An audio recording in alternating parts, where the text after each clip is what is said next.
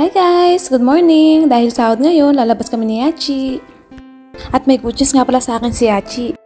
Sira na kasi yung belt ko tsaka yung slipper ko kaya lilibre niya daw ako. At baka magbago pa yung isip, pumunta agad kami sa night market. Stress nga lang pala ng hapon dito. At andito na nga kami, mukhang hindi maganda yung panahon, mukhang uulan pa yata. At eto, naglakad-lakad muna kami para maghanap. Pero feeling ko wala kayong mahanap dito. Dito nga pala sa Taiwan, maraming ganyang temple. Ganyan nga pala yung parang simbahan nila. At eto, mag-withdraw muna ako para kumuha ng pambayad ng utang. At syempre, kailangan din magpadala sa Pinas. Pumunta kami dito sa net para magtingin ng belt pero wala akong makita. At pupunta nga pala kami sa ibang night market. Ayan, bumili muna kami ng drinks. Isa nga pala ito sa pinaka-famous na drinks dito sa Taiwan. Pag bumibili nga pala kami, yung maliit na sago lang yung pinapalagay ko. Ayoko na malaki, mahirap nguyain. At dahil mukhang uulan na, umuwi muna kami sa bahay nila Yachi.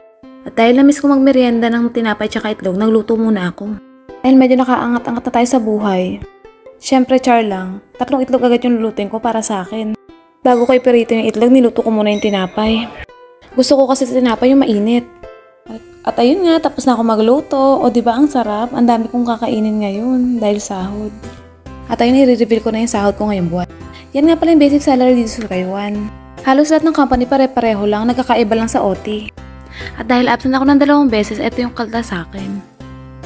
At ayun nga pala yung mga dahilan kung ba't ako absent. Dito nga pala sa company namin, meron rin kaming 1,000 na duty perks. Pero depende yun. May tinatawag nga pala ditong panchang, kaya may 1,000 ako. Dito nga pala sa 7-Eleven namin, pwede kayong mangutang, kaya ayun, may utang akong 315. At dahil sumobra ako sa meal allowance, may kaltas ako na 270. Disclaimer lang guys, base nga lang pala ito sa sahod ko. At eto nga palang computation na to ay base lang sa ngayong buwang kong sahod. At dahil iba-iba naman monthly ang aming mga kaltas. At eto nga pala total lang lahat ng sahod ko ngayong buwan. Pero syempre ang mawi-withdraw ko lang ay 24,500. Dahil yung 5,000 ay binibigay sa amin tuwing ika-28 ng buwan. Eto nga palang mga amount ay base siya sa NT dollars, hindi sa peso. Ngayon nga palang buwan ibibigay yung bonus namin na 3,000. Every 3 months meron kami 3,000. At every year tuwing October meron naman kami 5,500 na binibigay ng company. At dahil sahod nga namin, magluto si Yachi ng nilagang baka. Yun nga palang computation ng sahod, iba-iba yun, depende sa pag-absent nyo.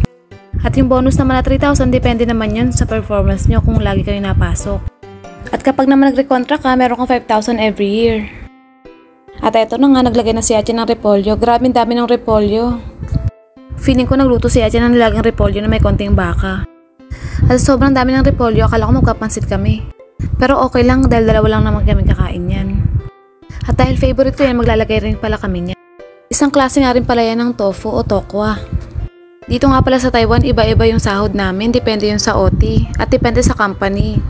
May ibang company kasi na malaki talaga magbigay ng bonus at saka ng OT. Pero para sa akin yung sahod ko, okay na din basta matipid ka lang.